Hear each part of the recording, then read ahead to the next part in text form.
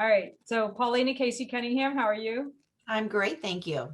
Excellent. Listen, thank you for agreeing to come on and share some wisdom. And also let me just thank you in advance again for your business and for being a great partner to us. So let's go with the first question. We know what's happened over the past year, some craziness. Mhm. I'm going to ask you for the crystal ball. Market's going to shift, it's already shifting. What do you anticipate for the future of your organization in the purchase market?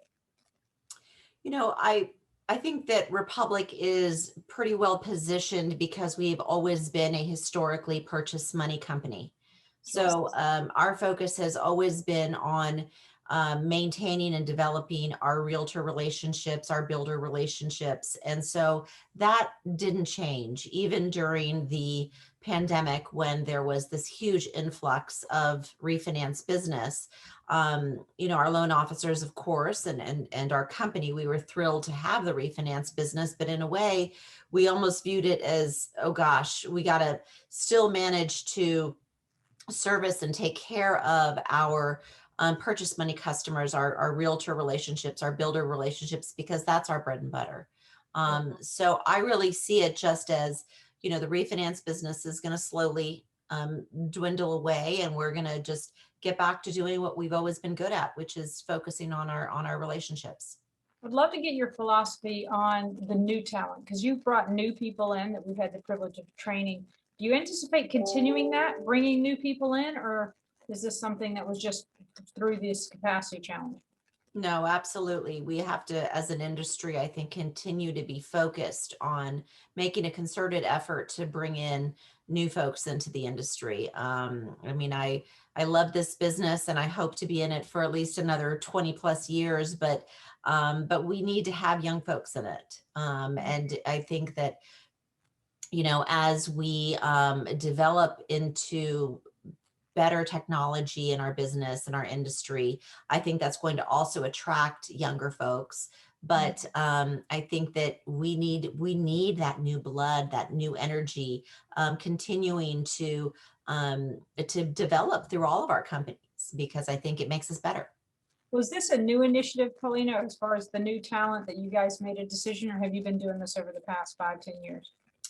We've tried it little by little. I think now, particularly thanks to Donna Wright, our national production manager, who has really come in and tried to create and has successfully created a program for us where not only do we have, your platforms XINNIX for our new folks, but also to create a mentoring program within our company to have senior loan officers mentoring folks that are new to the industry. You need to have that balance. There's got to be the two going hand in hand together, because if you don't have that, then it's really not going to be a successful endeavor.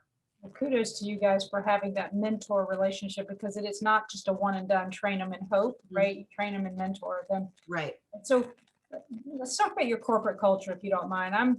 Everybody's challenged right now with this remote, and so many are giving the flexibility of maintaining the remote. Is that your position today? And so that's question number one. And number two is, how are you actually enriching your culture or maintaining your culture with this new remote environment?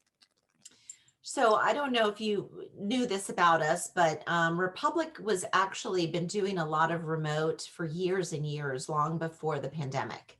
Okay. We sort of decided early on, gosh, I want to say it was in '05 or '06, when our head of operations had to move through no fault of her own, but because of her husband's job. And she came into my office to resign. And I said, well, wait a minute. Why do you need to resign? Why can't you just do this from someplace else? And we realized then that there's no reason that if you've got the right people, it doesn't really matter where they're sitting. And so we've been doing this for years and years. I mean, our head of capital markets is in Atlanta. We've got our head of compliance is in Colorado. I mean, we're spread out all over and have been for years.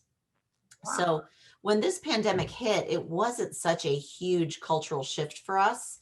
What was a shift, obviously, was some of our locations obviously having to shut down, and loan officers having to work from home, and processors working from home. I think that was probably the biggest shift. But fortunately, technology wise, we didn't skip a beat. We had all of the setups and everything ready to go. There wasn't an issue there. And we found that our folks were more productive. I think that's been a pretty common theme, because all their systems were right there, able to work into the evening on the weekends, even though we don't necessarily encourage that. But if you need to, it's there.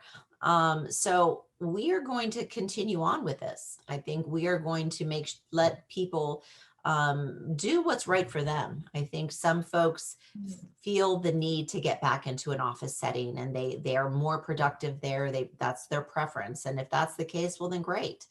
We're going to facilitate that. But for those that are really enjoying working from home and find that they're more productive, then we want to make sure that we provide them the platform to do that. So since you've been doing this a while, how do you maintain that corporate culture remotely? Because I think there's a lot of executives challenged right now that are used to the day-to-day being in person. Yeah, well, it's been sort of a learning experience, and I think that we really took it on full force in March and April, when we realized that everyone was going to have to be at home, right? Sure. And we started doing, it started off being weekly. Now we do them every 2 weeks, where Robert, our CEO, will get on a Zoom call with everybody in the company. And it's only 15 minutes, but it's a quick, how's everybody doing?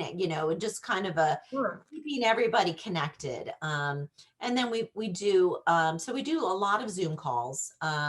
We utilize Teams quite a bit for those conversations face to face, and instant messaging. But we've also done a lot of kind of fun things, different competitions, and different what would you call them? Just different fun things to keep folks connected, right? I think we did a Christmas in July, where everyone was given an elf on the shelf, and you could take pictures of your elf doing different things, and we had a competition of we gave out prizes to whoever had their elf doing the funniest thing. So I love that. different things, right, where you can just keep folks connected, share stories, share what's working, what's not working, and just, again, keeping folks connected, I think, is the key. I love that Christmas in July. We like to do a lot of fun things. So we did something, Paulina, you might enjoy. We did Whose Refrigerator Is It? As a small little fun, where everybody took pictures of the inside of the refrigerator. And so you can do it by department. And then when the departments are on together, you can say, okay, whose refrigerator is it? And I'm not kidding you. You will learn more about your people. I'm like, who's got brown bags in the refrigerator? She goes, oh, I ordered takeout and it's already created. I'm like, who drinks too much? That's in the refrigerator. Anyway, I have a whole sheet of how to make meetings fun.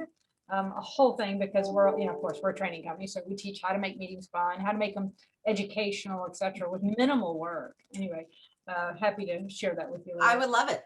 Okay, well, it sounds like a culture that might enjoy it, right? So yes, keep it fun and surprising, because it can get flat very quickly if you don't realize that these meetings are creating culture. right. Well, and I think there's also, you can't take away from the benefit of the one-on-one. I mean, I think I've made a really a concerted effort of staying on the phone, calling folks, and doing the face-to-face Zooms with just one-on-one, so that, because it's particularly important when you don't have that, hanging out by the water cooler, so to speak, where you can just spark up a conversation with somebody because you happen to be in the office with them. So it makes it all the more important to have those one-on-one conversations, to give somebody an opportunity to tell you something they wouldn't say in a group setting. So it's really important to just constantly be touching base with folks, and Robert and I and all of our leadership team makes a really we keep that top of mind. Yeah, the conversations and connections happen at, or collaboration, conversations, connection happen at the water cooler. And so it's much more difficult when they're not at the water cooler. And I love your intentionality of how you're making that happen.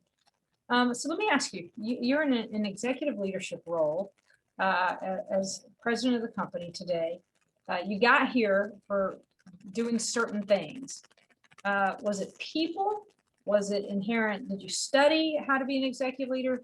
Did you have mentors? You sort of give someone who's listening in, hey, what can I do to get there one day? I think it's really a combination of all of those things. At least it was for me. I mean, obviously, my education was important to me, and I got my master's degree, and that helped me quite a bit. But I also pride myself on being a perpetual learner. Mm, And I don't think you can ever learn too much. So, I mean, I went through the MBA's Future Leader program. I've stayed involved in all kinds of different learning opportunities through the TMBA. I'm taking the School of Mortgage Banking. I'd like to ultimately get my CMB, not because I feel like I need it, but because it's something I want to do for myself. mm. And so I think it's a combination of that, and then also surrounding yourself with people who can, um, one, that you can learn from. I mean, I think you can always learn from anybody, but Sure.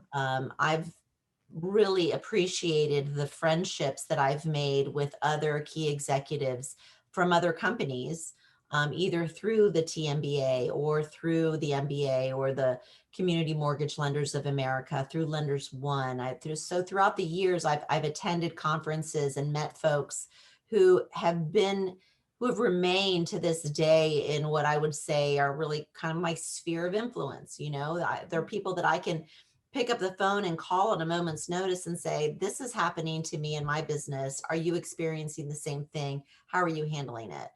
Um, so I Love. think it's a combination.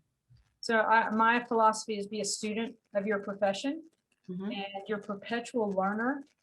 The minute you stop learning is the minute you stop growing, That's right? right. And so love that. So we've embedded that in our culture where we have education as a core value, because the more educated we are, the more we can bring to you. Mhm. And so we're equally yoked there. It's all about continuously learning and never stopping and making that a high priority in your life. And then it makes it interesting, right? You don't get flat, you don't get distracted. So let's end with this question, because I think I'd love to hear from you. When you're hiring someone to come into Republic, what are the top 3 attributes you're looking for? Oh, I think it has to be someone that has the right culture that we have, someone who's dedicated to not only their expertise and but also to relationship building. You can never have too much of that. And we always have to be focusing on developing our relationships. So expertise, relationships, the perpetual learner. I mean, I think those are the things that I'm looking for. Someone that's going to be, open and honest, but also someone that's going to be very respectful. You can't have someone that's a little too open and honest and doesn't worry about hurting folks' feelings, right? You need to have the right balance of honesty and also being respectful of others. So Absolutely. um, all those things, I would say. All right, well, I have to ask another question because you just prompted me to think. Um, in your leadership today, now I'm speaking for myself, there's always been that, like, I made a decision not realizing the full impact of it later and how good it was. Is there a moment in your career where you think back, I made a decision that was incredibly risky, but it paid off? Can you think back of anything that you're like, I was really surprised on a decision I made that might have caused, I'd say that helped you move the company forward? You know, this is, I don't know why this is coming to mind, but it did. So I'm just going to share it. When Hurricane Harvey hit in Houston and in South Texas, or rather East Texas, we had a lot of offices and employees who were impacted by that. And we basically had to shut down what our business, in the midst of probably one of the biggest months ever, of the year. And, I decided that we had to put our employees and our families first. And we started a GoFundMe. We literally went to people's houses to help tear out sheetrock and wet carpet. And basically the company came to a standstill. But it was important. I mean, not completely, we were still funding loans in other states, but to me, I felt like that was a time when we needed to focus on our own people and getting them safe and back up and running, for their own mental health, and their own life. So it was a tough time, and but it was incredibly rewarding, and something that I think brought our company together. And to this day, I think our employees know that we treat them like family and we're going to take care of them. And so it was well worth it. Oh my gosh, I'm so glad I asked the question. It tells me so much about your organization and what you're doing for everyone. Well, I so appreciate the little bit of time we've had today, and I'd love to have you back on as well, if you're interested. But I got to tell you, you can tell why companies are successful. And when I get the privilege, right, of interviewing these executive leaders who have to make hard decisions every day that have an impact on all the families that work for them. And so let me just say congratulations on your success and thank you for your time. Thank you.